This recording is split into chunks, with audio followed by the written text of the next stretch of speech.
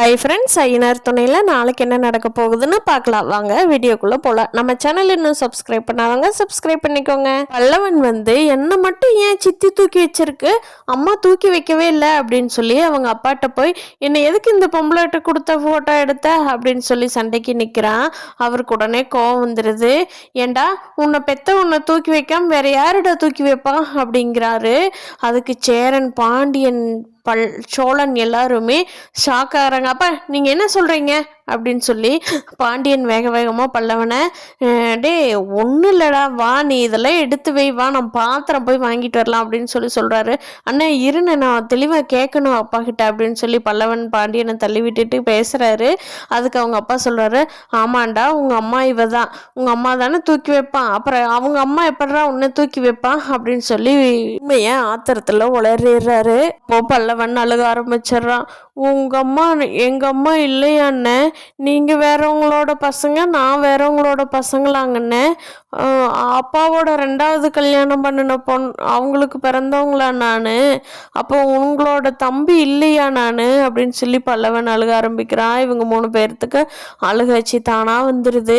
இல்லைடா பல்லவா, அதெல்லாம் இல்லை, நம்ம எல்லாருமே 4 பேருமே அண்ணன் தம்பி தான்டா, நீ அழுகாதடா, யார் சொன்னது, இந்த அப்பாவை மண்டை போடணும் அப்படின்னு சோழன் சண்டைக்கு போகிறான்.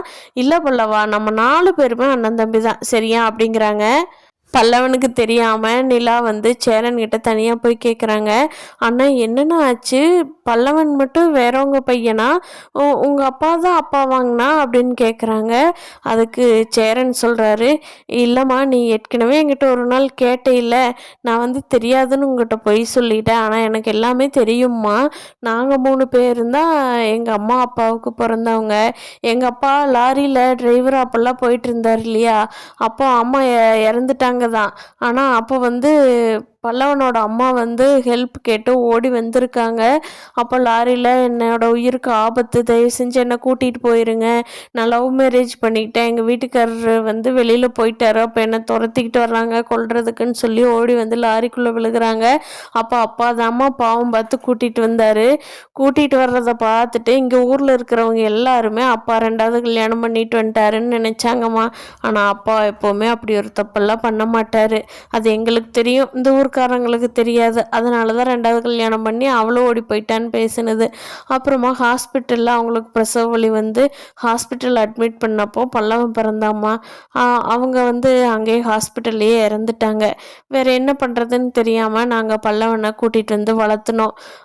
ஆனால் இந்த ஊர்க்காரங்களாம் அவள் ஓடி போயிட்டா, பையனை விட்டு ஓடி போயிட்டான்னு பேச ஆரம்பிச்சிட்டாங்கம்மா, இதுதாம்மா நடந்துச்சு அப்படின்னு சொல்லி சேரன் யாரும் இல்லாதப்போ நிலா கிட்ட சொல்கிறாங்க. இதனால தாம்மா நீ எங்கள் வீட்டு பொண்ணானுன்னா சொல்கிறேன்னு சொல்லியிருந்தேங்கிறாரு. ஆனால் பல்லவன்கிட்ட இதையெல்லாம் எப்படி மறைக்கிறதுன்னு தெரியாமல் 3 பேரும் பயங்கரமாக கஷ்டப்பட்டுட்டு இருக்காங்க. பார்க்கலாம் ஃப்ரெண்ட்ஸ், நாளைக்கு என்ன நடக்க போகுதுன்னு. இந்த வீடியோ பிடிச்சிருந்தா லைக் பண்ணிக்கோங்க. தேங்க்யூ.